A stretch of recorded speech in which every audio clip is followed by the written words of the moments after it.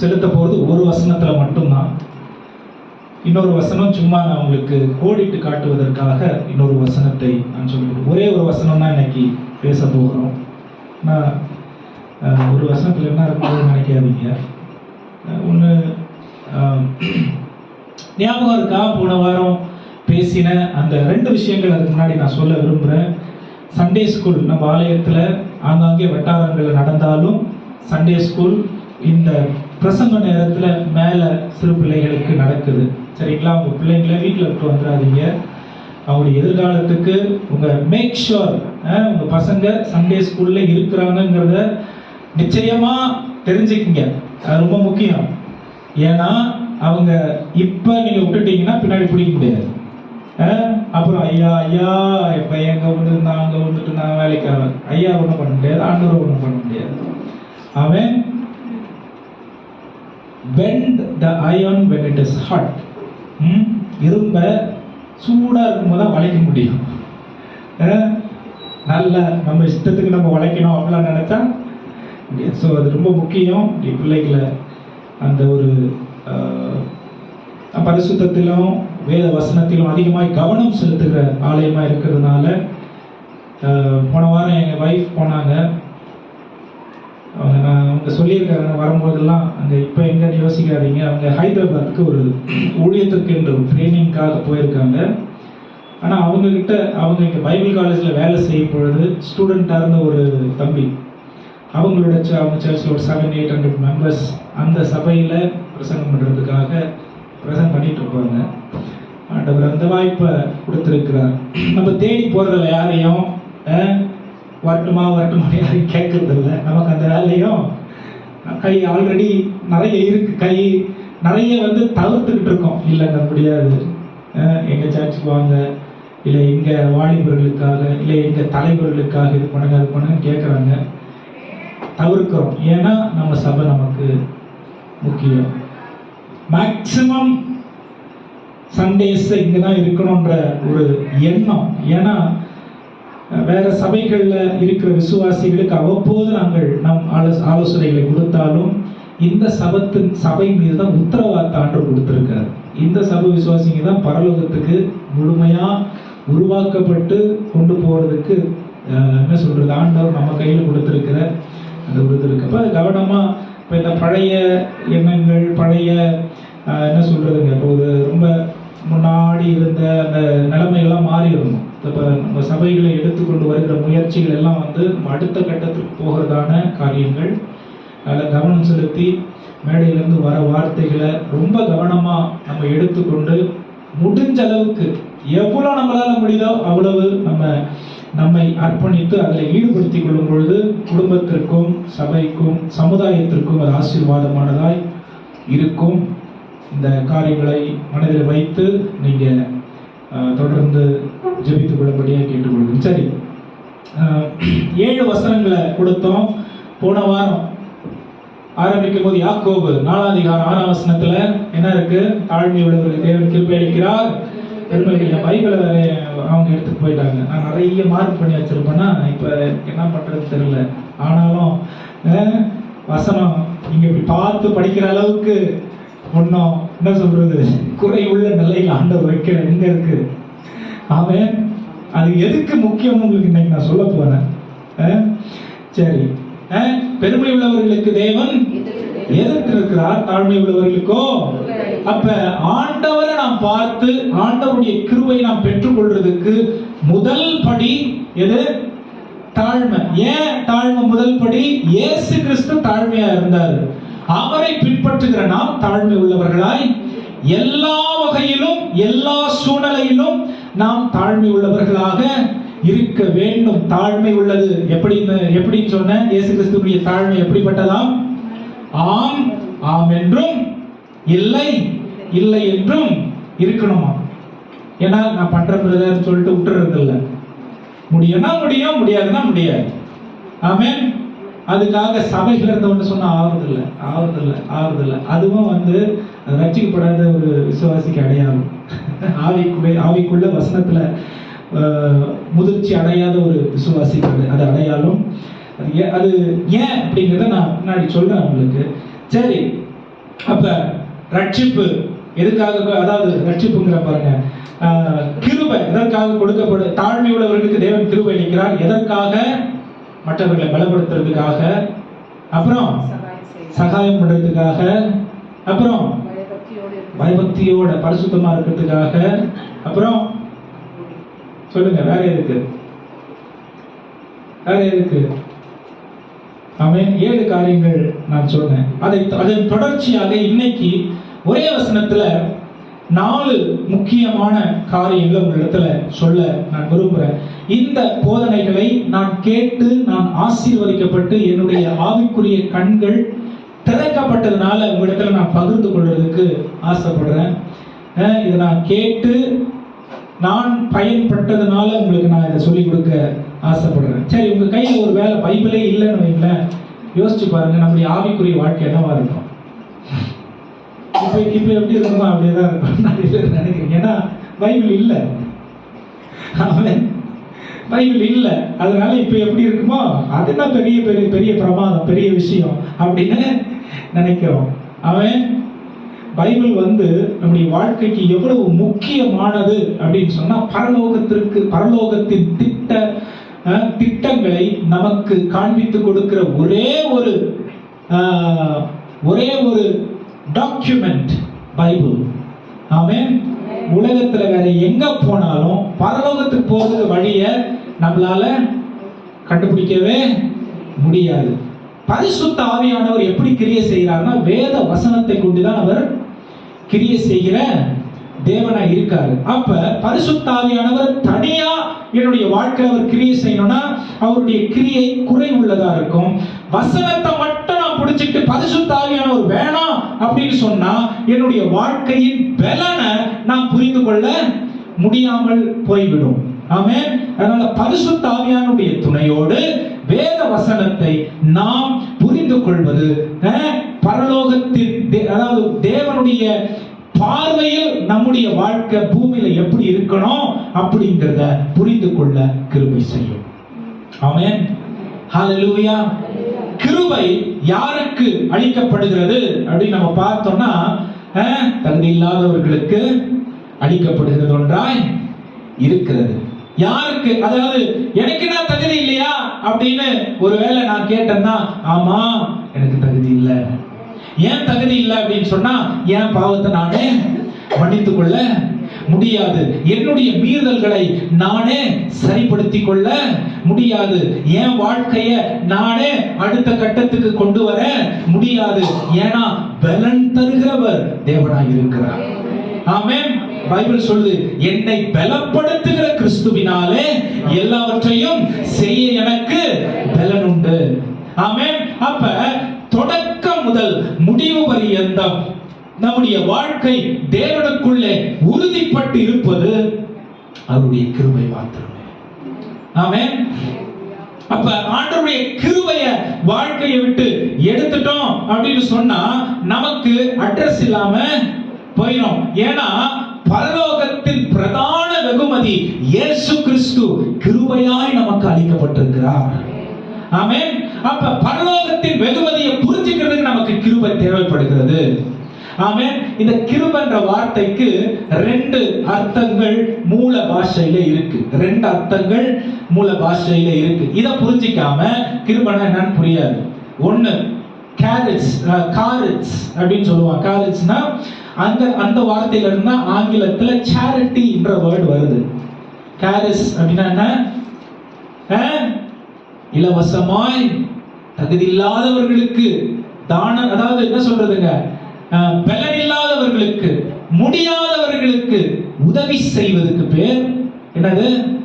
இதுதான் ஆண்டவர் நமக்கு செய்திருக்கிறார். ஆண்டவரை நம்முடைய வாழ்க்கையில ஒவ்வொரு நாளும் நாம் பார்க்கும் பொழுது நம்முடைய பலவீனம் அல்லது நம்முடைய இயலாமை எப்படிப்பட்டது என்று நாம் அறிந்து கொள்ள முடியும். அவர் துணை எப்படி எப்போதும் நமக்கு தேவையா இருக்கிறது என்ற புரிதல் நமக்கு வரும். அவர் இல்லாம இந்த பூமியில என்னால வாழவே முடியாது என்ற நிர்பந்தம் கிடையாது. முடிவுக்கு நாம் வந்துவிட்டால் மட்டுமே தேவனுடைய நடத்துதலை என்னுடைய வாழ்க்கையில நான் பார்க்க முடியும். தேவைக்கு தேவனை அழைத்துக் கொள்ள நம்மால அதற்கு அப்படி நம்ம உருவாக்கப்படல. அது நம்ம அப்படி நம்ம உருவாக்கப்படுத்தப்படல. அந்த டிசைன் நமக்கு இல்ல. ஆண்டவர் நம்முடைய வாழ்க்கையிலிருந்து வெளியே எடுத்துட்டா நமக்கு நம்முடைய டிசைன் முழுமை அடையாது. எத்தனை பேர் புரியுது நான் சொல்றது? நீங்களும் நானும் இருக்கிறோம் அப்படின்னா ஆண்டவர் நம்முடைய வாழ்க்கையில இருந்து வெளியே எடுத்துட்டோம்னு வைங்களேன், நம்ம எப்படி சொல்றதுங்க, கரும்பை எத்தனை பேர் கரும்பு ஜூஸ் பிடிக்கும்? சுகர் இருக்கிறவங்களுக்கு ரொம்ப பிடிக்கும்ல? பிடிக்கும். ஏன் பிடிக்கும்? ஏன் பிடிக்கும்? காரணம் இல்லைங்க, நல்லா பிடிக்குது, அவ்வளவுதான். ஆனா அந்த சக்கை எத்தனை பேர் பிடிக்கும்? சொல்லுங்க, எத்தனை பேர் பிடிக்கும் சக்கை? ஜூஸ் எல்லாம் நீங்க எடுத்துக்கங்க, அந்த சக்கையை மட்டும் எனக்கு கொடுங்க. நான் என்ன பண்ண போறேன்? ஜூஸ் இல்லைனாலும் பரவாயில்ல, அதை வாயில போட்டு நல்லா யோசிச்சு பார்க்க முடியும்ல? ஆமென். இதுதான் வித்தியாசம் ஆண்டவர் இல்லாத ஒரு வாழ்க்கைக்கும் ஆண்டவர் இருக்கிற ஒரு வாழ்க்கைக்கும். ஆமென்.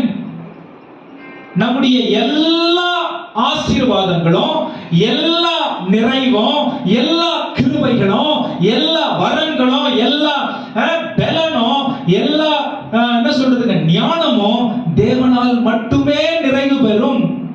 ஆமென். ஹல்லேலூயா. அப்ப அவர் நம்முடைய வாழ்க்கையில இல்லைன்னா நம்ம அந்த சக்கைக்கு சமானம். ஆமென். ஆனா அந்த சக்கை உதவாதது கிடையாது. அதை வச்சுதான் பேப்பர் பண்றாங்க, எல்லாம் பண்றாங்க. ஆமென். ஆனா பாருங்க, இந்த உதவாதத ஒரு அடையாளம் கொடுக்கிறது தான் கிருபை. ஆமென். இந்த உலகத்துல நீங்கள் நானும் உதவாததுக்கு அடையாளம் கொடுக்கிறது கிருபை. ஒண்ணு. ரெண்டாவது, இந்த காரேஜ் அப்படிங்கிற வார்த்தைக்கு, இந்த கிருபை என்ற வார்த்தைக்கு இன்னொரு ஒரு அடையாளம், இன்னொரு ஒரு அர்த்தம் என்ன அப்படின்னு சொன்னா, விடுதலையாக்கப்படுகிறது. ஒண்ணு, முதல்ல என்ன சொன்னேன்? சேரிட்டி, இலவசமாய். இலவசமாங்கிறத விட தகுதி இல்லாதவனுக்கு தகுதி பெறறதுக்கு ஒண்ணு கொடுக்கிறது கிருபை. ரெண்டாவது என்ன சொன்ன? சொல்லுங்களேன். விடுதலையாக்கப்படுறது கிருபை. உங்க ஒருவேளை வேதம் நான் ஏன் கேட்டேன்னா, ஒருவேளை பைபிளே உங்க கையில இல்லை அப்படின்னு சொன்னா வெறும் ரோமர் புத்தகத்தை மட்டும் கையில வச்சுக்கலாம். ஏன்னா முழு சிஸ்டமேட்டிக் தியாலஜி அப்படின்னா படிப்படியா வேத தேவனுடைய கிருபையும் இரக்கமும் நம்முடைய வாழ்க்கையில எப்படி உண்டாயிருக்கிறதுன்னு சொல்லி அந்த புத்தகம் நம்ம கற்றுக் கொடுக்கும். அந்த புத்தகமும் நம்ம கையில இல்லைன்னா 3ஆம் அதிகாரத்தை வச்சுக்கணும். 3ஆம் அதிகாரமும் இல்லைன்னா 24ஆம் வசனத்தை வச்சுக்கணும். 24ஆம் அதிகாரம் 24ஆம் வசனம் கூட இல்லைன்னா மனப்பாடம் பண்ணிடணும். ஏன்னா இந்த ஒரு வசனத்தை வச்சு முழு பைபிளை திரும்ப கொண்டு வந்துடணும். ஒரு வசனத்தை வச்சு. ஏன்னா இதுதான் கிறிஸ்துவினுடைய அடிப்படையாய் இருக்கிறது. ரோமர் 2ஆம் அதிகாரத்துல நம்ம வாசிக்கும் பொழுது பைபிள் சொல்லுது, ஒருத்தன் கூட நீதிமான் இல்ல. என்ன சொல்லுது பைபிள்? ஒரே ஒரு நபர் கூட நீதிமான் இல்ல. ஒருத்தவங்களுக்கு கூட எந்த தகுதியும் இல்ல. ஆனா பாருங்க, இது ரொம்ப முக்கியமான ஒரு விஷயம். விசுவாசம் இல்லாமல் கிருபை வேலை செய்யாது. ஆமென். விசுவாசம் இல்லாம கிருபை எப்படி நான் சொல்லட்டுமா? விசுவாசம் எப்பொழுதும் எடுத்துக்கொள்ளுகிற வேலையை செய்யுது. விசுவாசத்தினாலே நாம் சுதந்தரித்துக் கொள்கிறோம், எடுத்துக்கொள்ற வேலையை செய்யுது. கிருபை எப்பவுமே கொடுக்கிற வேலையை நம்முடைய வாழ்க்கையில செய்யுது. விசுவாசம் இல்லாமல் எடுத்துக்கொள்ள, ஹல்லேலூயா, விசுவாசம் இல்லாமல் எடுத்துக்கொள்ள முடியாது. பைபிள்ல தான் சொல்லுது, உன் விசுவாசம் உன்னை ரட்சித்தது. எங்க விசுவாசம் இருக்கோ அங்க சுகம் கிடைக்கும். எங்க விசுவாசம் கிடைக்கும்? அங்க விடுதலை கிடைக்குது. எங்க விசுவாசம் இருக்கோ அங்க அற்புதம் நடக்குது. எங்க விசுவாசம் இருக்கோ அங்க தேவனுடைய மகத்துவங்களை பார்க்க முடியுது. எங்க விசுவாசம் இருக்கோ ஆண்டவருடைய ஆசீர்வாதங்கள் நம்முடைய வாழ்க்கையில பூரணமா இருக்கிறத நம்மால உணர முடியுது. எங்க விசுவாசம் இருக்கோ அங்க ரட்சிக்கப்பட்டிருக்கிறோம் என்ற புரிதல் வருது. எங்க விசுவாசம் இருக்கோ அங்க ஆண்டவருடைய கிரியையை நம்மால புரிந்து கொள்ள முடியுது. இது நமக்கு புரியாம கிருபை நமக்கு இது ரெண்டுத்தையும் நம்ம தனித்தனியா வாழ்க்கையில பார்க்கவே முடியாது. கிருபை என்ன பண்ணுது? கிருபை என்ன பண்ணுது? நான் ரட்சிக்கப்பட்டவன் என்கிறத எது நிரூபிக்குது? நான் ரட்சிக்கப்பட்டிருக்கேன். ஐயா ரட்சிக்கப்பட்டிருக்கிறீங்களா அப்படின்னு கேட்டா எப்படி நீங்க ரட்சிக்கப்பட்டிருப்பேன்னு சொல்லுவீங்க? எப்படி சொல்லுவீங்க? நான் விசுவாசிக்கிறேன், என் பாவத்தை ஆண்டவர் மாற்றி இருக்காரு, என்ன பாவத்திலிருந்து மீட்டெடுத்திருக்காரு, பரலோகத்திற்கு என்னை சேர்ப்பதற்கு அவர் தன்னுடைய குமாரனை தந்தருளி ஜீவனை கொடுத்து அவரை ஜீவனை கொடுக்க செய்து சிலுவையில அவருடைய ரத்தத்தின் மூலமாய் நான் மீட்கப்பட்டிருக்கிறேன் அப்படின்ற புரிதலை எது எனக்கு கொடுக்குது? விசுவாசம். அதனால்தான் நம்மள விசுவாசிகள் என்று அழைக்கிறோம். இன்னும் கூடுதலா விசுவாசிகள் ஏன் அழைக்கப்படுறோம்? ஏன் அழைக்கப்படுறோம் சொல்லுங்க? ஏன் அழைக்கப்படுறோம்? இது விசுவாச பேழையா இருக்கிறதுனால, விசுவாச பேழைக்குள்ள தேவன் நம்மை சேர்த்திருக்கிறபடினாலே விசுவாசிகள் விசுவாச குடும்பத்தில் இணைந்திருப்பதற்காக விசுவாச பேழையில இணைக்கப்பட்டிருக்கிறார்கள். அதனாலதான் ஊரெல்லாம் சுத்தக்கூடாதுன்னு சொல்றது. ஆமென். நமக்குன்னு தேவன் வைத்திருக்கிற பேழையில நம்முடைய விசுவாசம் பூரணப்படும். ஆமென். அங்கங்க போனா விசுவாசம் சந்தேகிக்க, விசுவாசம் குறைவுக்குள்ள வந்துடுறதுக்கு வாய்ப்பு இருக்கு. ஏன் ஆண்டவருடைய மகத்துவங்களை நான் என்ன பண்ண முடியாது? அளவிட முடியாது. ஆனா அங்கங்க போறதுனால ஆண்டவருடைய மகத்துவங்களை அளவிடுற இடத்துக்கு நான் வந்துடுறேன். ஆண்டவருடைய மகத்துவங்களை அளவிடுறதுனால தேவனுடைய மனிதர்களை மதிக்கிறதுக்கு என்ன சொல்றது? குறைவு வந்துருது. சந்தேகம். விசுவாசத்திற்கு அடுத்த பக்கம் என்னது? குறைவான விசுவாசம். விசுவாசத்துல குறைவுபட்டு போயிடுறோம். எங்க விசுவாசம் குறையுதோ பிசாசு அங்கதான் வேலை செய்யும். எங்க விசுவாசம் கீழே வருதோ பிசாசு அங்க உள்ள வந்துடுறான். அற்ப விசுவாசி ஆவறதுக்கு குறைவுள்ள விசுவாசம் காரணமா மாறிடுது. ஆமென். இது மாறக்கூடாதுன்னு இருக்கிறதுக்கு தான் ஆண்டவர் கிருபை அளிக்கிறார். ஹல்லேலூயா. யாருக்கு இந்த கிருபை? கொஞ்சம் யோசிச்சு பாருங்க. சர்ச்சில் உட்கார்றதுக்கு எனக்கு என்ன தகுதி? மைக்க பிடிச்சி பேசுறதுக்கு எனக்கு என்ன தகுதி?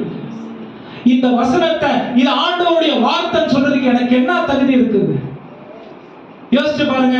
என் பிள்ளைகள், என் குடும்பத்தை ஆண்டவருக்குள்ள நடத்துறதுக்கு எனக்கு என்ன தகுதி இருக்கு? நானே பாவி, நானே மோசமான நிலைமையில வாழ்ந்தவன், நானே என்னுடைய ஞானத்தினாலே கெட்டு போன சூழ்நிலைகள் நிறைய இருக்கு. எனக்கு என்ன தகுதி இருக்கு? இதுதான் கிருபை. தகுதி இல்லாத ஒருவனை இல்ல நீ சொல்றது இல்ல. ஆமென். ரெண்டாவது ஒரு விஷயம் சொல்றேன் பாருங்க. முதல்ல நான் சொன்ன விசுவாசம் எடுத்துக்கொள்ளுகிறது, கிருபை கொடுக்கப்படுகிற ஒன்று. விசுவாசத்தினாலே நாம் கிருபையை நம்ம வாசிக்க போற வசனம் சொல்ல போகிறது பாருங்க. கொடுக்க போகிறது, அதாவது கொடுக்கப்படுகிறது. இரண்டாவது,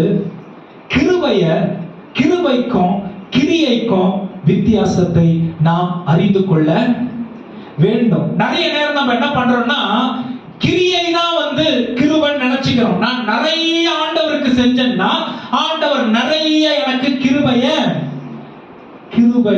இலவசமாய் கொடுக்கப்படுகிற ஒன்று.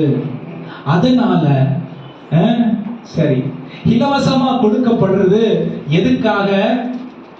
இலவசமா கொடுக்கப்படுறது எதுக்காக? ஒரு ஆடி மாசத்துக்கு ஒரு கோல்டு கடைக்கு போறீங்கன்னு வைங்க. எல்லாம் அப்படியே ஒயிட் அண்ட் பரிசுத்தமா பார்க்காதீங்க. எல்லாம் கோல்டு வாங்குறவங்க தான்.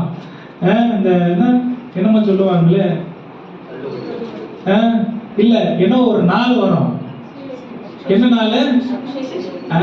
பாருங்க, இதெல்லாம் கரெக்டா தெரியும். இந்த வார்த்தை எனக்கு தெரியும், ஆனால் அங்க உங்ககிட்ட வாங்கணும் தான். இந்த நாளுக்காக எத்தனை பேர் காத்துட்டு இருக்கீங்க? நிறைய பேர் காத்துட்டு இருக்கிறவங்க தான். இப்ப கோல்டு வந்து அப்படி மாட்டிட்டு சுத்துறதுக்காக இல்லை, சேவிங்ஸ் பிள்ளைங்க அப்படின்னு. இட்ஸ் நாட் ராங், தப்பு கிடையாது. ஆமென். அது மேலே நாட்டமா இருக்கிறது தான் தப்பு. வாங்கி பிள்ளைங்களுக்கு ஆவணம் வைக்க தப்பு கிடையாது. ஆமென். அது மேலேயே மனசு இருக்கிறது தான் தப்பு. சரி பாருங்க, அங்க போனா என்ன சொல்றான் கடைக்காரன்? என்ன சொல்றான்? போயிட்டு இங்க வாங்க, 1 கிராம் கோல்டு ஃப்ரீயா கொடுக்குறேன், 5 கிராம் கோல்டு ஃப்ரீயா, 1 பவுன் வாங்கினா 10 கிராம். அந்த 10 கிராம்ல இல்ல 10 கிராம் இல்ல 1 கிராம்ல எவ்வளவு கலப்படம் அவன் ஃப்ரீயா கொடுக்குறான்றதுலயே வந்து நம்மளுக்கு ஒரே சந்தேகம் இருக்குதா? செய்து ஏன் சந்தேகம் இருக்கு? செய்து ஃப்ரீயா வர்றது மலிவான விஷயங்கள் தான் ஃப்ரீயா. நாளைக்கு எக்ஸ்பயர் ஆகுறத வந்து என்ன பண்ணுவான்னா ஒரு பெரிய பேக் போட்டு, குழந்தைங்களுக்கு பவுடர் கொடுக்குறேன், ஷாம்பு ஃப்ரீ, இது ஃப்ரீ, அது ஃப்ரீன்னு சேர்த்து ஒரு பெரிய இதை கட்டிட்டு என்ன கொடுக்குவான்? அதை நீங்க ஓபன் பண்ணி கீழே பார்த்தீங்கன்னா எக்ஸ்பைரி டேட் ஆகிட்டு. ஆமென். கடைக்காரவனும் பைத்தியக்காரன் கிடையாது. ஆனா நம்மளும் ஃப்ரீயா இருக்கு, பார்க்கும்போது நிறைய இருக்கிற மாதிரி இருக்கு, இதை வாங்கிட்டு வீட்டுக்கு வந்துடலாம். ஆமென். பிசாசு கூட பேக்கேஜ்ல தான் பாவங்களை கொடுப்பான். பேக்கேஜ்ல தான் நம்முடைய வாழ்க்கைய சிறையிருப்புக்குள்ள தள்ளுறதுக்கு பார்ப்பான். கவனிச்சு பாருங்க, ரொம்ப முக்கியம். அந்த இலவசம் இந்த இலவசம் கிடையாது. ஆண்டவராகிய இயேசு கிறிஸ்து இலவசமா ஏன் நமக்கு ரட்சிப்பை கொடுத்திருக்கிறாரு அப்படின்னா, உலகத்தில் உள்ள எல்லா மனிதர்களுடைய ஆஸ்தி அந்தஸ்துகளையும் ஞானத்தையும் பரிசுத்தத்தையும் ஒன்னா வச்சா கூட அவருடைய பரிசுத்தத்துக்கு ஈடாகாது. ஆமென். என்னால முடியாது அப்படின்றதுனால தான் அவர் இலவசமா கொடுத்திருக்கிறாரு. ஆமென். உலகம் முழுவதும் தன்னுடைய பலத்தினாலும் தன்னுடைய ஞானத்தினாலும் செல்வத்தினாலும் அனைத்தையும் ஒன்றாக கொண்டு வந்து தேவனுக்கு முன்பாக வச்சுட்டு, இதுக்கு கைமாறா இந்த கிருபையை கொடுங்க அப்படின்னு நம்ம கேட்கறதுக்கு தகுதி இல்லாதவர்களா இருக்கிறோம். ஏன்னா அவருடைய காரியம் உலகம் அறிந்து கொள்ள புரிந்து கொள்ள முடியாததுக்கும் மேலானதா இருக்கு. அதனாலதான் இலவசமா கொடுக்கிறார். இலவசமா கிடைக்கிற கிருபை மலிவானது கிடையாது. இலவசமா கிடைக்கிற ரட்சிப்பு மலிவானது கிடையாது. மலிவானதுக்கு இன்னொரு வார்த்தை என்ன சொல்லுங்க? கேவலமானது இல்ல. நிறைய பேர் ரட்சிப்ப சரியா புரிந்து கொள்ள முடியறதில்ல. இது பாருங்க, கிருபை எதுக்குன்னா இந்த ரட்சிப்பை டெய்லி பார்த்து பார்த்து பார்த்து ஆண்டவர் எனக்காக செய்த அந்த ஒரு பயங்கரமான தியாகத்தை எண்ணி அதை என்ன சொல்றதுங்க, வாய் ஊற ஊற ஆண்டவருக்காக பரிசுத்தமா வாழணும் இருக்கு பாருங்க. அதுதான் நாம் ஆண்டவருக்கு செய்கிற பிரதானமான உச்சக்கட்டமான கைமாறு. ஆமென். நாம் கைமாற ஆண்டவருக்கு எதுவும் செய்ய முடியாததுனாலதான் அவரே ஒரு வழியை கொடுத்துட்டாரு. நம்முடைய கிரியைகளினாலே தேவனை நாம் திருப்திப்படுத்தவே முடியாது. 10 கற்பனைகள் ஆண்டவர் கொடுத்ததே மனுஷன் இதை கை கொள்ள முடியாம போவான்றதுக்காக தான். ஆமென். எத்தனை பேர் 10 கற்பனைகளை கரெக்டா கை கொண்டுறீங்க? எத்தனை பேர் கை கொள்ற? உலகத்துல இதுவரைக்கும் பிறந்தவர்கள் இனி பிறக்க யாருமே கை கொள்ள முடியாது. வாசிங்க யாக்கோபு 2:10. யாக்கோபு 2:10 டக்குனு வாசிங்க. ಯಾಕಂದರೆ ಯಾವನಾದರೂ ಧರ್ಮಶಾಸ್ತ್ರವನ್ನೆಲ್ಲ ಕೈಕೊಂಡು ನಡೆದು ಒಂದೇ ಒಂದರಲ್ಲಿ ತಪ್ಪಿದರೆ ಅವನು ಎಲ್ಲಾ ವಿಷಯದಲ್ಲಿಯೂ ಅಪರಾಧಿಯಾಗುತ್ತಾನೆ. ஆமென். பைபிள் தான் சொல்லுது, என் சொந்த வார்த்தை இல்ல. ஏன்? ஆண்டவருடைய ஸ்டாண்டர்ட் ரொம்ப பெருசு. ஆமென். அந்த ஸ்டாண்டர்டுக்கு நம்மளை கொண்டு போறதுக்கு நம்மளுடைய கிரியைகளினாலே முடியவே முடியாது. அதான் மனுஷன் ஆண்டவர் குறை சொல்லிடுவான். நீங்க படிச்சுட்டு எல்லாம் நீங்களே வந்து எங்களுக்கு பண்றேன்றீங்க, அப்ப எங்களுக்கு என்ன ஞானம் இல்லையா, அறிவு இல்லையா, பலன் இல்லையா? அதுக்கு தான் ஆண்டவர் வந்து 4000 வருஷம் விட்டுட்டாரு. அன்னைக்கு ஆதாம் ஏவாள் பாவம் பண்ண பிறகு 4000 வருஷம் போ, நீயே போய் உன் பலத்தினால உன்னால முடிஞ்சத பண்ணி உன்னுடைய பலத்தின் உச்சகட்டத்துல உன்னுடைய பாவத்தை நீ மன்னித்துக் கொள். 10 கற்பனை கொடுக்கிறாரு.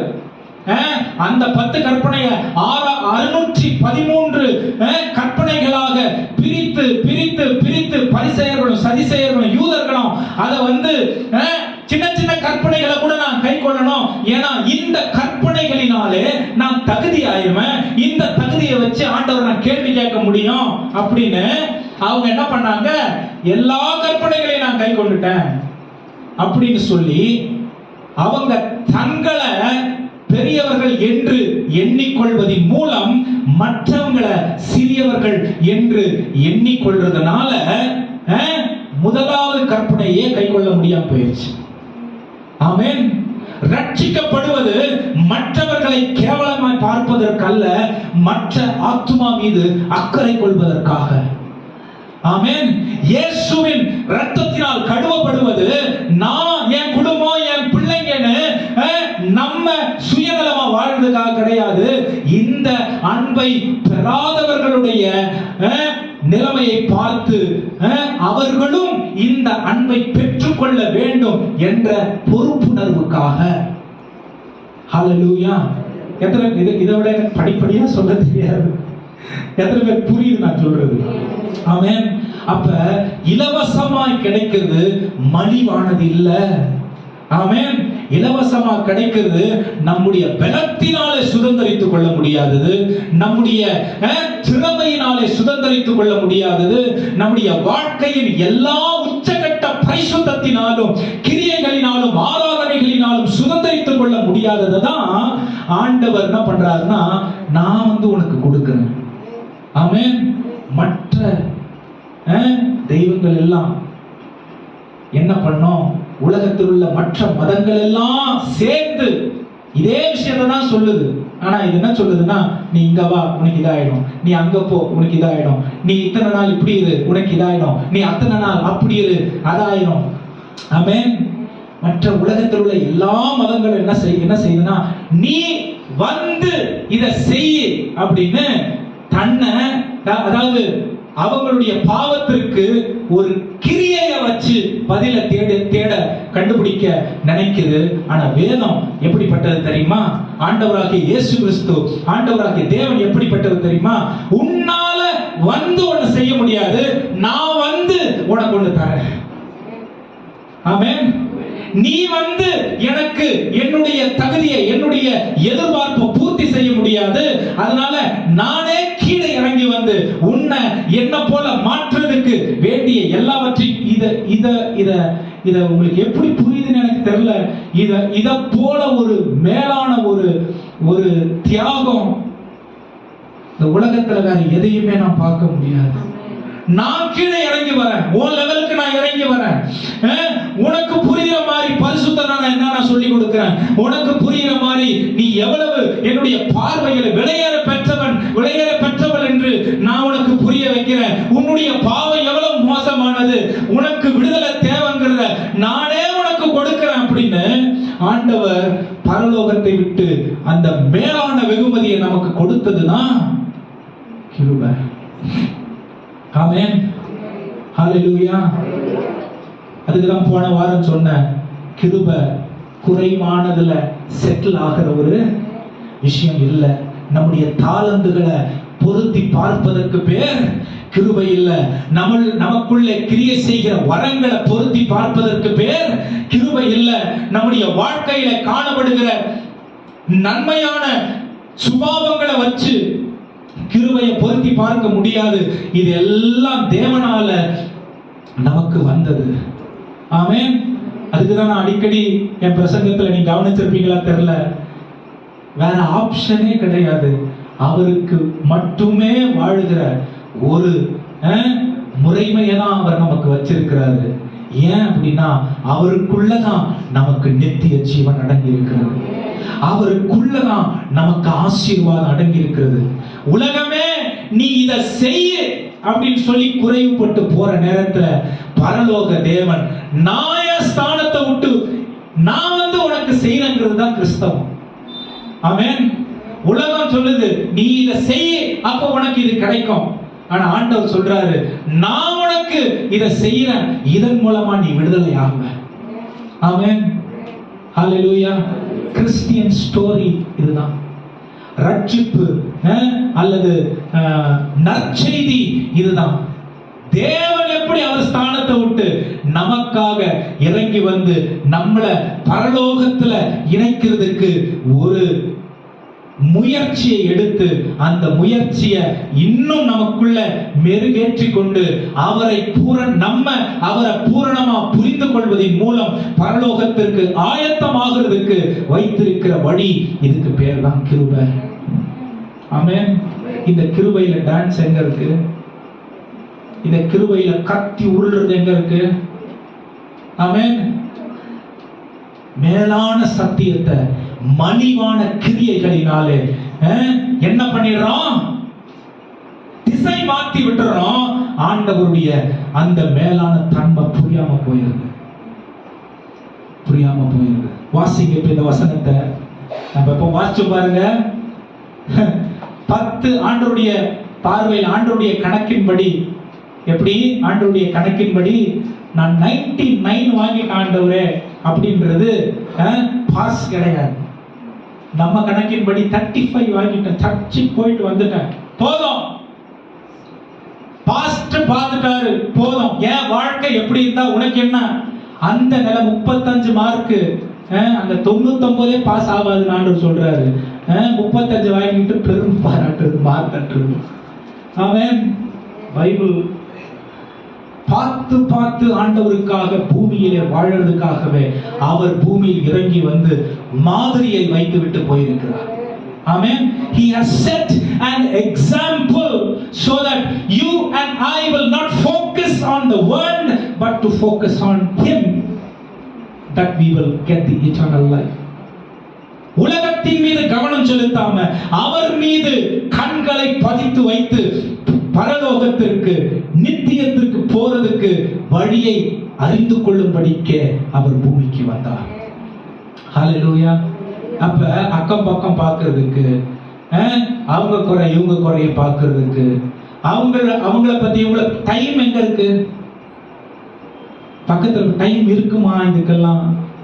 கர்த்தர் மீது என் கண்களை பதித்து வைத்து, அதே நேரத்துல அதே கண்களை, அதே சூழ்நிலைய, குறை உள்ளத, தவறானதுக்கு மீதும் கண்களை செலுத்துவது எப்படி கிறிஸ்துவுக்குள்ளே வாழ்வதாகும்? எப்படி கிறிஸ்துவுக்குள்ள வாழ்வதாகும்? ஆமென். அப்ப கிருபை ரொம்ப எவ்வளவு எவ்வளவு எவ்வளவு மேன்மையானதா இருக்கு பாருங்க. ஹalleluya. ஒரு 4 காரியம் நான் சொல்ல விரும்புறேன். 5 minutes 6 minutesல நான் முடிக்கணும்னு நினைக்கிறேன். பார்ப்போம். 24 வசனம், 22 வசனத்துல இருந்து வாசிங்கம்மா. ரோமர் 2 அதிகாரம் 3 அதிகாரம் 22ல இருந்து 24.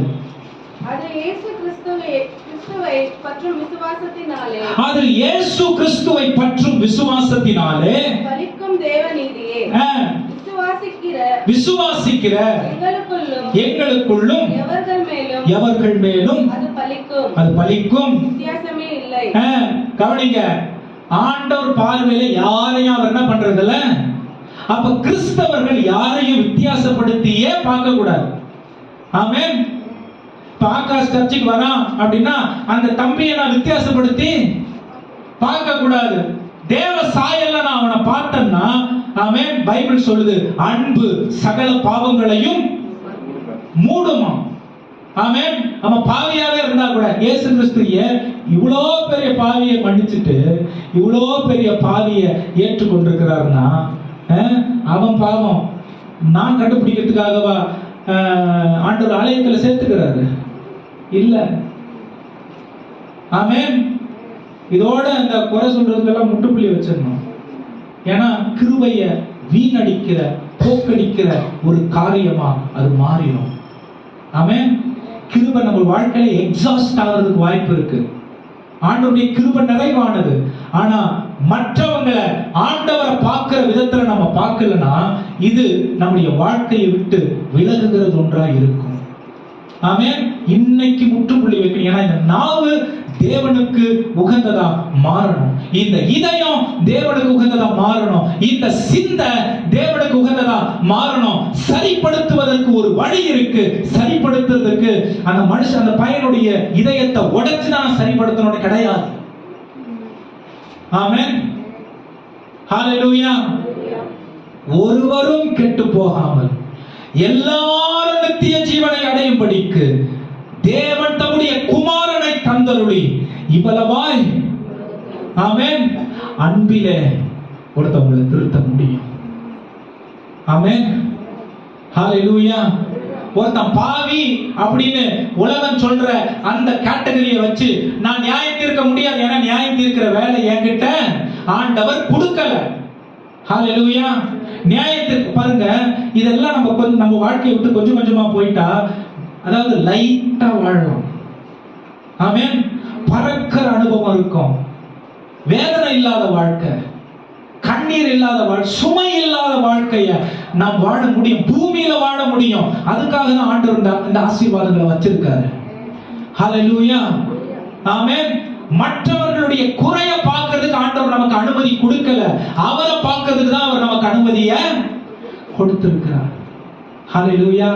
ஆனா மற்றவர்களை பலப்படுத்துறதுக்கு, உற்சாகப்படுத்துவதற்கு, அவங்களுடைய தடுமாற்றத்தில் அவங்களை தூக்கி விடுறதுக்கு, கிறிஸ்துவோடு அவர்களை இணைப்பதற்கு ஆண்டவர் அந்த ஒரு பொறுப்பையும் கொடுத்திருக்கிறார்.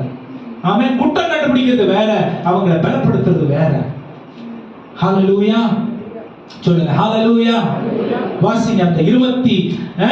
ஏன் அப்படின்னா, ஏன் இந்த வார்த்தைகளை சொல்றேன்னா 23ஆம் வசனம், எல்லாரும் பாவம் செய்து தேவ மகிமையை அற்றவர்களாகி இலவசமாய் அவருடைய கிருபையினாலே, கவனிங்க, எல்லாரும் பாவம் செய்து தேவனுடைய மகிமையை அற்றவர்கள் ஆயிட்டாங்க. ஹalleluya, ஹalleluya. அதற்காக ஆண்டவர் ஒரு பரிகாரத்தை வைக்கிறார். பரிகாரம்னா பெரிய தட்டுல நம்ம தேங்காய் அந்த பரிகாரத்தை நினைச்சிடாதீங்க. ஆமென். பரிகாரம்னால நம்மளுக்கு மூளை அங்கதான் போகுது. அது இல்ல. பரிகாரம் கிறிஸ்தவத்துல, பரிகாரம் கிறிஸ்தவத்துல மன்னிப்பு, கிறிஸ்தவத்துல விடுதலை, கிறிஸ்தவத்துல ரட்சிப்பு, இதெல்லாம் உள்ள நடக்கிற விஷயம். கையில தூக்கி போறது, தலையில தூக்கி போறதுல இல்ல, உள்ள நடக்கிற விஷயம். ஹalleluya. அழகா இந்த 4 விஷயம் செய்றார். வாசிங்க 24ஆம் வசனம். இலவசமாய் அவருடைய கிருபையினாலே, இலவசமாய் அவருடைய கிருபையினாலே, இலவசமாய் அவருடைய கிருபையினாலே கிறிஸ்து இயேசுவில் உள்ள மீட்பை கொண்டு நீதிமான்கள் ஆக்கப்படுகிறார்கள். 4 விஷயம். ஆமென். இலவசமாய் கிறிஸ்து இயேசுவினாலே, அதாவது இலவசமாய் கிருபையினாலே கிறிஸ்து இயேசுவின் மீட்பை நீதிமான்கள் ஆக்கப்படுகிறார்கள். ஆமென். இது 4 விஷயத்தை நம்ம புரிஞ்சுக்கிட்டா முழு பைபிளும் நம்ம புரிஞ்சுக்க முடியும். ஹalleluya. இலவசமா, நான் ஏற்கனவே சொன்ன, இலவசமா கிடைக்கிறது மலிவானது இல்ல. உலகத்தில் உள்ள எல்லா ஆஸ்திகளையும் ஒன்னா கூட்டி ஆண்டவரே உடைய கிருபைக்கு கைமாறுது அப்படின்னா ஆண்டவர் பார்வைக்கு எப்படி தருமா இருக்கும்? பைபிள் சொல்லுது,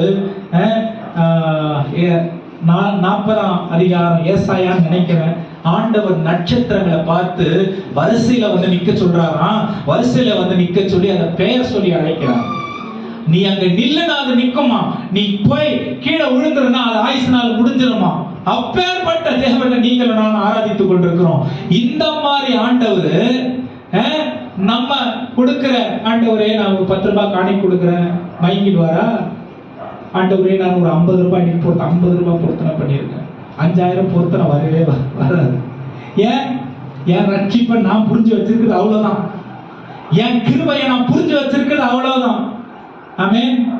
அதனால காசோட தேவனை நான் இணைக்கிறேன்னு நினைக்காதீங்க. அவர் எல்லாவற்றுக்கும் அப்பாற்பட்டவர், எல்லாவற்றுக்கும் அப்பாற்பட்டவர். ஹalleluya. By design we are called to reflect him. அவரை வெளிப்படுத்துவதற்கு நாம் உருவாக்கப்பட்டிருக்கிறோம், படைக்கப்பட்டிருக்கிறோம். ஆமென்.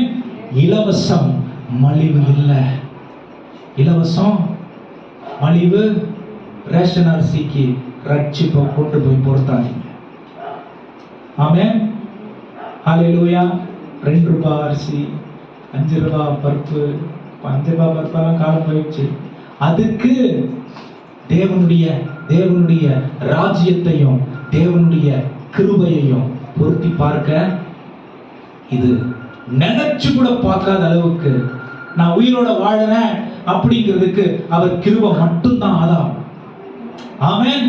அவர் கிருபை மட்டும்தான் ஆதாரம். இது இலவசமாய் நமக்கு கிடைத்திருக்கிறது. ஹல்லேலூயா. ஆமென். ஒரு நாளும் இத நம்ம போக்கடிக்க கூடாது. இரண்டாவது, ஆமென், நீதிமான்களாக்கப்பட்டிருக்கிறோம். ஹல்லேலூயா. ரட்சிக்கப்படுறது வேற, அதாவது பாவம் மன்னிக்கப்படுறது வேற, நீதிமான்களாக்கப்படுறது வேற. ஆமென்.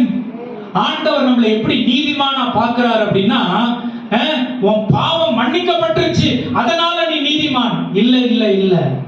ஆண்டவர் நம்மளை எப்படி நீதிமானா பார்க்கிறார் தெரியுமா? எப்படி நீதிமானா பார்க்கிறார் தெரியுமா? என் சொந்த குமாரனுடைய சாயல்ல உன்னை நான் பார்க்கிறேன். என் குமாரனுக்குள்ள பாவம் இல்லனா உனக்குள்ளேயும் பாவம் இல்ல, உன்னை நான் அப்படி பார்க்கிறேன். ஆமென். ஹல்லேலூயா. இந்த மாதிரி ஒரு புரிதல் எனக்கு இருந்துச்சுன்னா பாவம் செய்ய தயங்குவேன், பாவம் செய்ய தடுமாறுவேன், நடுங்குவேன், பாவம் செய்யறதுக்கு பயப்படுவேன். ஏன்? என் சொந்த குமாரனுடைய சாயல்ல நான் உன்னை பார்க்கிறேன். நீ வேற ஒரு ஸ்தானத்திற்கு கொண்டு வரப்பட்டிருக்கிற. பூமியில உள்ள குறைவான காரியங்கள்ல உன்னை நீ ஈடுபடுத்திக் கொள்ற அளவிற்கு நீ தாழ்வா மறுபடியும் போயிடாத. ஆமென். இதுதான் நீதிமான்களாக்கப்பட்டிருக்கிறதற்கு அடையாளம். ஹல்லேலூயா. ஆமென். எத்தனை பேர் நீதிமான்களாக்கப்பட்டிருக்கிறோன்ற நிச்சயம் இருக்கு. இந்த புரிதல் வர்றதுக்கு பிசாசு விட மாட்டான். ஆமென். ஆமென். ஹல்லேலூயா. பாவம் வந்துருச்சுன்னா அது நம்மளை விட்டு போற வரைக்கும் நம்ம ரெஸ்ட்லெஸ் ஆயிரும். ஆமென். உலகத்துல நாம் இருந்தாலும் கூட நாம் நீதிமான்களாக்கப்பட்டிருக்கிறோம். எனக்கும் பாவத்துக்கும் சம்பந்தம் இல்லை, எனக்கும் கிறிஸ்துவுக்கும் தான் சம்பந்தம். ஆமென். எனக்கும் உலகத்துக்கும், உலகத்தின் ஆசாபாசங்களுக்கும், உலகத்தின் காரியங்களுக்கும் சம்பந்தம் இல்லை. எனக்கும் பரலோகத்திற்கும் நித்திய ஜீவனுக்கும் ரட்சிப்பை சுவிசேஷமாய் அறிவிப்பதற்கும் தான் சம்பந்தம். ஆமென். இதுதான் நீதிமான்களாக்கப்பட்டவர்களுடைய அடையாளம். ஆமென். சின்னதுக்கெல்லாம் சண்டை போட மாட்டேன். ஏன்னா நீதிமான பாருங்க, உலகத்துல இயேசு கிறிஸ்துவை சுத்தி என்னென்னமோ நடந்துச்சு, கண்டுக்கவே இல்ல. அவருடைய தொடர்பு பரலோகத்தோடு மட்டுமே இருந்துச்சு. ஆமென். ஹல்லேலூயா. ஒருத்தவங்களை நோண்டுறாங்கன்னா நீங்க அதுக்கு ரியாக்ட் பண்ணாதான் அதிகமா நோண்டுவோம். ஆமென். ஒருத்தன் அப்படியே தலை குனிஞ்சு அப்படியே போறான்னா ஒருத்தவங்க கிண்டல் பண்ணுவாங்க. காலேஜ் ஸ்கூல்ல எல்லாம் பார்த்துருக்கலாம், ஒருத்தவங்க கேலி பண்ணுவாங்க. ஏன் கேலி பண்றாங்க? அவன் திரும்ப எதுவும் பண்ண மாட்டான். அதனால ரொம்ப நாள் அப்படியே இருப்பான். இன்னொரு நாள் ஆள் கூட்டின்னு வருவான், அது பண்ணுவான். இதெல்லாம் உலகத்துல நடக்கிற விஷயம். ஆமென். ஆனா அந்த மாதிரி ஒரு கேவலத்தில் ஆண்டவர் நம்மளை வைக்கல. இயேசு கிறிஸ்துவின் சாயலை, அவருடைய ரத்தத்தை ஆடையாய் அணிந்திருக்கிற நாம், ஆமென், பாவம் என் கிட்ட வரக்கூடாது. ஏன் அப்படின்னா வராதா? வரும். உலகத்துல இருக்கிறோம், வரும். ஆனா அதுக்கு நமக்கு சம்பந்தம் இல்லை. அதுக்கு நமக்கும் ரொம்ப மேலான சத்தியத்தை உங்களுக்கு நான் சொல்லிக்கிட்டு இருக்கேன். எவ்வளவு உள்ள இறங்குதுன்னு எனக்கு தெரியல. ரொம்ப மேலான ஒரு சத்தியம் இது. ஆமென். ஆண்டவர் நம்மள இலவசமா அவருடைய ரட்சிப்பை கொடுத்து, கிருபையை கொடுத்து நம்மளை நீதிமான்களாக்கி, ஆமென். அதுக்காக தான் நிறைய பேர் நீங்க பார்த்தீங்கன்னா இப்ப கொஞ்சம் ஒரு 2, 3, 4, 5 வருஷமா எனக்கு இந்த விஷயத்துல நான் பயணித்துக்கிட்டு இருக்கிறதுனால தேவையில்லாத விஷயத்துல எனக்கு தலை போடுறதுக்கு டைம் இல்லை. தேவையில்லாத விஷயத்துல தலை போடுறதுக்கு என்ன சொல்றதுங்க, ஈர்ப்பு உடையதா இல்லை. ஆமென். உலகத்தின் காரியங்கள், ஏன்னா எப்பவுமே வசனத்தை கேட்கலாம், எப்பவுமே வசனத்தை குறித்து ஆராயலாம், எப்பவுமே தேவன் நமக்காக வைத்திருக்கிற அந்த மேலான நன்மைகளை எண்ணி பார்த்து அவருக்கு நன்றி செலுத்தலாம் அப்படின்ற ஒரு மனநிலை நமக்கு வந்துருது. பாரம் குறைஞ்சிருது, வேதனை குறைஞ்சிருது, குறைபாடு நம்முடைய வாழ்க்கையில பெருசா தெரிய மாட்டேங்குது. ஆமென். ஹalleluya. ஒரு பிரச்சனை வருது அப்படின்னா அந்த பிரச்சனை வர்றதுனால ஆண்டவரோட அந்த பிரச்சனை பெருசா கிடையவே கிடையாது. ஆமென். ஒரு பிரச்சனை போராட்டம் தலைக்கு மேல போது, உலக மனிதர்கள் எனக்கு எதிராக இருக்கிறாங்க, ஆண்டவருடைய வல்லமை குறைஞ்சிருச்சா? ஒரு நாள் அவருடைய வல்லமை குறையல. ஆமென். அவருடைய நடத்துதல்ல நீங்களும் நானும் இருந்தா அவருடைய விருப்பத்தின்படி பரலோக சித்தத்தை நம்முடைய வாழ்க்கையில் அவர் நிறைவேற்றியே தீருவார். ஆமென். நமக்கு செய்யாம வேற யாருக்கு செய்வார்? ஆமென். அப்ப அவ்வளவு மேன்மையானவர்கள் நாம். சோ இந்த ஜஸ்டிஃபைடு, நீதிமானாக்க பாருங்க. ஒரு அம்மா கோர்ட்ல போயிட்டு வெளியே உக்காந்துக்கின்னு காலையில இருந்து நைட் வரைக்கும் அழுறதுனால போலீஸ் திறந்து விட்டுருவாரா? போலீஸ் வந்து இப்போ இல்ல நியாய தீர்ப்பு கொடுக்காம விட்டுருவாரா? அவன் செஞ்ச தப்புக்கு அவங்க என்ன பண்ணிதான் ஆகணும்? தண்டனை. ஆனா ஆண்டவர் எப்படி தெரியுமா? உன் தண்டனை நான் ஏற்றுக்கிட்டேன், நீ ஃப்ரீயா போ அப்படின்னு அனுப்புறாரு. உன் தண்டனைய நான் ஏற்றுக்கொண்டேன், ஃப்ரீயா போயிடு. ஒரு அம்மா ஒருத்தர் தப்பு செஞ்சுட்டான், போயிட்டு ஜட்ஜையா அப்படின்னு காலில் இருந்தா வீட்டு வெளியே உட்காந்துருந்தா அவர் என்ன ஆகுறதுல, அவர் வந்து தீர்ப்ப மாத்தி எல்லாம் சொல்ல மாட்டார். ஆமென். அவர் கொடுக்கிறது தான் தீர்ப்பு. ஆண்டவர் நம்முடைய வாழ்க்கைக்கு ஏற்கனவே நீதிமான் என்னும் தீர்ப்பை கொடுத்துட்டார். பாவம் இல்லாத என்னுடைய புல்லன்ற ஸ்தானத்தை கொடுத்துட்டார். ஹalleluya. ஆமென். இந்த கிருபையினாலதான் எத்தனை முறை நீங்கள் நானும் கீழே விழுந்தாலும் மறுபடியும் எழுந்து போய் அப்பா பிதாவினுடைய கிருபாசன தண்டையில போய் விழுறதுக்கு அந்த ஒரு புத்திர சுவிகாரம் நமக்கு கிடைச்சிருக்கு. இந்த கிருபையினாலதான் அந்த புத்திர சுவிகாரம் கிடைச்சிருக்கு. ஏன்னா நீங்கள் நானும் ஆண்டவரை தேடி வரல, அவர் நம்மளை தேடி வந்திருக்கு. பாருங்க, இந்த உலகத்துல இது புரியாத புதிரா இருக்கு. எவ்வளவு பெரிய பெரிய பணக்காரவங்க தான தர்மம் செய்யறவங்க எல்லாம் விட்டுட்டு நம்மளை ஏன் தேடி வரணும்? பரலோகத்துல நீங்களும் நானும் அவர் வலது பார்சத்துல உட்கார்றதுக்கு ஏற்கனவே பூமியில தகுதிப்படுத்தி நீதிமானாக்கி நம்மளை இலவசமா கிருபையை கொடுத்து பிள்ளையா பார்த்துட்டார். பரலோகத்துல அவர் பக்கத்துல நம்மளை ஏற்கனவே பார்த்துட்டதுனாலதான் நம்மளை பிரித்தெடுத்திருக்கிறார். ஒரு மனுஷனும் நமக்கு செய்ய முடியாத ஒரு கிருபை. அதுக்காக தான் இது கிடைச்சா நான் இதை செய்யறேன். இல்ல அவர் ஏற்கனவே செஞ்சுட்டாரு. அதனாலேயே என் தகுதியை நான் குறைச்சு கொள்ள கூடாது, என் தகுதியை நான் குறைத்துக் கொள்ளவே கூடாது. பார்த்தோம், நீதிமான்கள் ஆக்கப்பட்டிருக்கிறோம் இலவசமாய். அடுத்து வாசிங்க. அந்த தேவன் பொறுமையாய் இருந்த இல்ல மேல இருந்து அதே 24 வசனத்தை வாசிங்க. இலவசமாய் அவருடைய கிருபையினாலே இயேசுவில் உள்ள மீட்பை கொண்டு நீதிமான்கள் ஆக்கப்படுகிறார்கள். சோ இந்த மீட்பை நம்ம புரிந்து கொள்றதுக்கு இந்த கிருபை நமக்கு தேவைப்படுகிறது. ஆமென். ஹalleluya. இந்த process நம்ம புரிஞ்சுக்கிட்டா ஏசப்பா விட்டு தூரமே போக மாட்டோம். ஆமென். இத புரிஞ்சுக்கிறதுக்கு நம்ம பரிசுத்த ஆவியானவர் நமக்குள்ள போன வாரம் படிச்சோம்ல, வைராக்கிய வாஞ்சையாய் இருக்கிறாராம். யாக்கோபுல படிச்சோமா? 4 அதிகாரம் 5 வசனம். வேத வசனத்தின்படி நம்மை அவருடைய பிள்ளையாக்க என்ன பண்றாராம்? வைராக்கிய வாஞ்சையுடையவராய் பரிசுத்த ஆவியானவர் இருக்கிறார். ஹalleluya. அப்ப நீங்கள் நான் ரொம்ப அப்படிலாம் நினைக்காதீங்க. உலகத்துல எவ்வளவு பெரிய செல்வந்தனுக்கும் இல்லாத ஒரு நீதி ஆண்டவர் நமக்கு கொடுத்திருக்கிறார். உலகத்துல எவ்வளவு பெரிய ஐஸ்வர்யவானுக்கும் இல்லாத ஒரு கிருபை ஆண்டவர் நமக்கு கொடுத்திருக்கிறார்.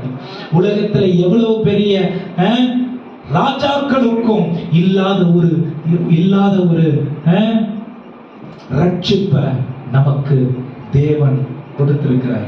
ஆமென். அப்ப நம்முடைய திங்கிங்கே வேத வசனத்தின்படி தான் இருக்கணும், உலக மனிதர்களின்படி இருக்கக்கூடாது. ஆமென். நம்முடைய திங்கிங்கே பரிசுத்த ஆவியானுடைய நடத்துதலின் பேர்ல பரலோக ராஜ்யத்துக்கு ஆயத்தமாக வேண்டிய ஒரு காரியமா தான் இருக்கணும். பூமியில உள்ள குறைவான மனிதர்களுடைய வழிநடத்துதலின் பேர்ல அவர்களுடைய ஆலோசனையில கேட்டு அதன் குறைபாடுகளை நம்பி நம்ம குறைத்துக் கொள்றதுக்காக இருக்கக்கூடாது. ஹல்லேலூயா, ஹல்லேலூயா. எனக்கு உண்மையா சொன்னேன், நான் சில நேரம் அப்படியே அமைதியாக வாயில வார்த்தை வரமாட்டேங்கிறது. இவ்வளவு பெரிய தியாகத்தை செஞ்சுட்டு நீ போ, உன்னை நான் நடத்துறேன் அப்படின்னு இன்னும் சாகுற வரைக்கும் நம்மளை வழி நடத்துறதுக்கு கூடவே என் புள்ள எங்கேயும் கீழே விழுந்துடக்கூடாது பரிசுத்த ஆவியானவர் கூட கொடுத்திருக்காருன்னா எவ்வளவு மேலான எவ்வளவு மைண்ட்ஃபுல்லா. பைபிள் அதான் சொல்லுது. 139 சங்கீதம் 8ஆம் வசனம் நினைக்கிறேன். 8ஆம் வசனத்துல 12ஆம் வசனம் வரைக்கும் 13ஆம் வசனம் நீங்க வாசிச்சீங்கன்னா, who am I that you are so mindful of me? நீர் அந்த வசனம் வாசிங்கம்மா. 39ஆம் சங்கீதம் இந்த வசனத்தோட முடிக்கலாம். 8ஆம் வசனத்திலிருந்து வாசிங்க. என் மீறுதல்கள் எல்லாவற்றிலும் இருந்து என்னை விடுதலையாக்கும். மூடனுடைய சிந்தனைக்கு என்னை ஒப்பு கொடாதையும். நீரே இதை செய்தீர் என்று நான் என் வாயை திறவாமல் மௌனமாய் இருந்தேன். என்னிலிருந்து உம்முடைய வாதையை எடுத்து போடும். 12ஆம் வசனத்திலிருந்து 13ஆம் வசனத்திலிருந்து வாசிங்க. 139. நான் வாழ்வாக இருந்தாலும் நீர் அங்கே இருக்கிறீர். நான் பாதாளத்தில் படுக்கை போட்டாலும் நீர் அங்கேயும் இருக்கிறீர். நான் விடியற் காலத்தில் செட்டைகளை எடுத்து சமுத்திரத்தின் கரையாந்திரங்களிலே போய் தங்கினாலும் அங்கேயும் உமது கை என்னை நடத்தும். உமது வலதுகரம் என்னை பிடிக்கும். இருள் என்னை மூடிக்கொள்ளும் என்றாலும் இரவு என்னை சுற்றி வெளிச்சமாயிருக்கும். உமக்கு மறைவாய் இருளும் அந்தகாரப்படுத்தாது. இரவும் பகலை போலவும் வெளிச்சமாயிருக்கும். 13 படிங்க. நீர் என் உள்ளத்திரியங்களை கை கொண்டிருக்கிறீர். என் தாயின் கர்ப்பத்தில் என்னை காப்பாற்றினீர். நான் ஜெபிக்கத்தக்க அதிசயமாய் உண்டாக்கப்பட்டபடியால் உம்மை துதிப்பேன். உமது கிரியைகள் அதிசயமானவைகள். போதும். எப்படி இந்த மாதிரிலாம் ஆண்டவர் நம்மளை பாதுகாக்க முடியும்? அவர் மனதிலேயே நீங்களும் நானும் இருக்கிறதுனாலதான். என் கேள்வி என்னன்னா, நம்ம மனதுல அவர் நிரம்பி இருக்கிறாரா? அவர் மனசுல நம்ம நிறைஞ்சி இருக்கிறதுனாலதான் நாம் அனுபவிக்கிற எல்லா ஆசீர்வாதங்களையும் அவர் வாய்க்க பண்ணி இருக்கிறார். நாம் எதிர்பார்ப்பதற்கும் எதிர்பாராததற்கும் மேலாக நம்முடைய வாழ்க்கையிலே காரியங்களை வாய்க்க பண்ணி இருக்கிறார். ஆமென், ஹல்லேலூயா. அப்படின்னா என்ன அர்த்தம் தெரியுமா? குறைவுகளையும் அவர் நிறைவாக்குவார், போராட்டங்களையும் மாற்றுவார், இயலாமைகளையும் அவர் மாற்றுவார். அவர்கிட்ட போனா வழி இல்லைன்னு சொல்லவே முடியாது. வழி இருக்கு, எல்லாத்துக்கும் வழி இருக்கு. ஆமென், எல்லாத்துக்கும் வழி இருக்கு. ஒரே பதில் அவர்தான். ஆமென், ஹல்லேலூயா. இந்த காலையில நம்ம எந்த நிலைமையில வந்திருந்தாலும் சரி, எந்த சூழ்நிலையில நம்ம வந்திருந்தாலும் சரி, எந்த என்ன சொல்றதுங்க பின்னிலையில இருந்து வந்திருந்தாலும், எந்த பேக்ரவுண்ட்ல இருந்து நம்ம வந்திருந்தாலும் சரி, எந்த சூழ்நிலையில நம்ம கடந்து போய் கொண்டிருந்தாலும் சரி, ஆமென், அவருடைய மனதில் நீங்களும் நானும் இருக்கிறதுனால நிச்சயமாய் தீவிரித்து நமக்கு அவர் உதவி செய்வார். ஆமென், தடைகளை மாற்றுவார், குறைவுகளை நீக்குவார். ஹல்லேலூயா. அவருடைய கிருபையின் மிகுதியினால அதை நமக்கு செய்வார். ஆமென். அவருடைய இரக்கத்தின் ஐஸ்வர்யத்தினால நமக்கு அதை செய்வார். ஹல்லேலூயா. கண்களை மூடி கரங்களை தட்டி தேவனுக்கு நன்றி செலுத்துங்க. சொல்லுங்க, கரங்களை தட்டி நன்றி ஆண்டவரே, நன்றி தகப்பனே.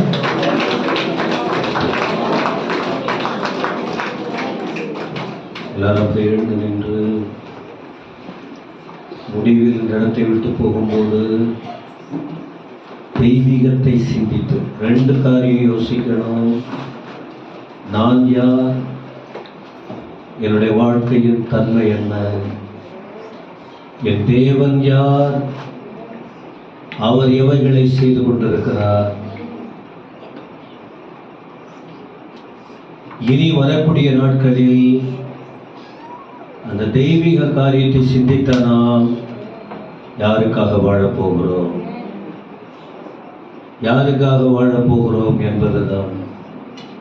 உங்களுக்கு தெரியுமா, நீங்கள் திருவசனத்தை கேட்கிறவர்களாய் மட்டுமல்ல, அவைகளின்படி அனைவரும் செய்ய வேண்டும். கண்களை மூடி கர்த்தரை நோக்கி